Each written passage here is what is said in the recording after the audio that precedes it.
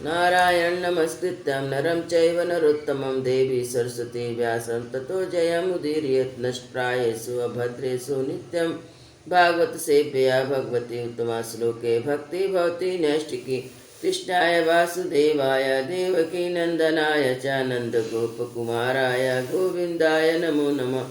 मूकं करोति वाचालं पङ्गुलङ्घ्यते गिरिं यत्कृपातमहं वन्दे परमानन्दं माधवम्। श्रीमद्भागवत महापुराण चतुर्स्कंद अध्याय 18। पृथ्वी दोहन।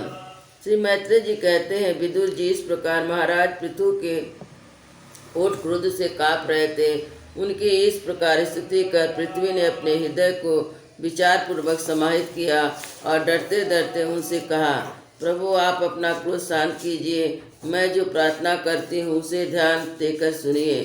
बुद्धिमान पुरुष भ्रमर के समान सभी जगह से सार ग्रहण कर लेते हैं।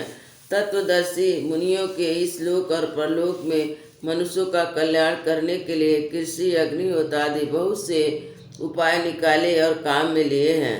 उन प्राचीन ऋषियों के बताए हुए उपायों को इस समय जो भी पुरुष श्रद्धापूर्वक भली भांति आचरण करता है वह सुगमता से अभिष्ट फल प्राप्त कर लेता है।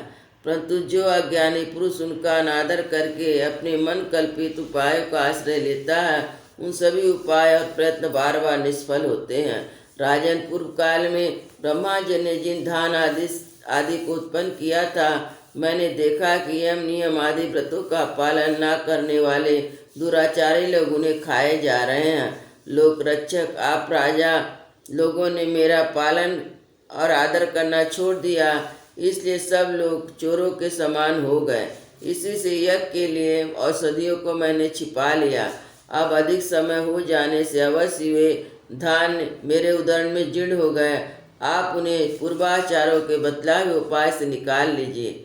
लोक पालक वीर, यदि आपको समस्त प्राणियों के अभिष्ट बल की वृद्धि करने वाले अन्न की आवश्यकता, तो आप मेरे योग बछड़ा दोहन पात्र दुहने की व्यवस्था कीजिए। मैं उसे बछड़े से स्नेह से पहनाकर दूध के रूप में आपको सभी अभिष्ट वस्तुएं दे दूंगी। राजन, एक बात और, आप मुझे समतल करना होगा। जैसे कि वर्षा ऋतु बीत जाने पर मेरे ऊपर इंद्र का बरसाया हुआ जल सर्वथा बना रहे, मेरे भीतर की आर्द्रता सूखने न पाए, यह आपके लिए बड़ा बहुत मंगल होगा। पृथ्वी के कहे हुए प्रिय और हितकर वचन स्वीकार कर महाराज पृथु स्वयंभू मनु को बछड़ा बना अपने हाथ से समस्त धान्यों को दुहा। पृथ्वी के सब अन्य विज्ञान भी सब जगह से सार ग्रहण कर लेते हैं, अतः उन्होंने पृथु जी के द्वारा बस में की हुई वसुंधरा से अपनी अभिष्ट वस्तुएं दुह ली। ऋषियों ने बृहस्पति जी को बछड़ा बनाकर इंद्रियां, बाड़ी, मन और श्रोत रूप पात्र में पृथ्वी देवी से वेद रूप पवित्र दूध दुहा।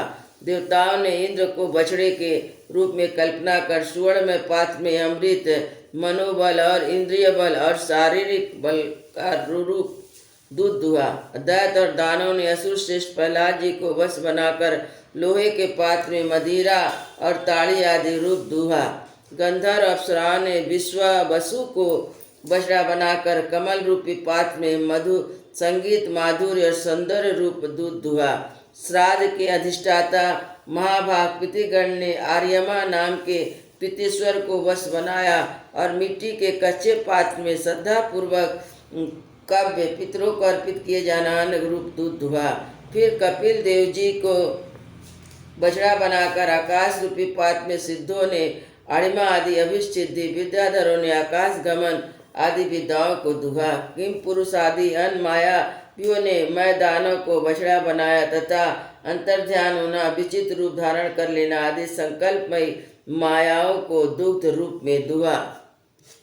इस प्रकार यक्ष, राक्षस, भूत, पिशाच, मांसाहारियों ने भूतनाथ रुद्र को बछड़ा बनाकर कपाल रूप पात्र में रुधिरासव रूप दूध दुहा। बिना फन वाले सांप, नाग और बिच्छू आदि विषैले जंतुओं ने तक्षक को बछड़ा बनाकर मुख रूप पात्र में विष रूप दूध दुहा। पशुओं ने भगवान रुद्र के वाहन बैल को बस बनाकर वन रूप पात्र में तृण रूप दूध दुहा।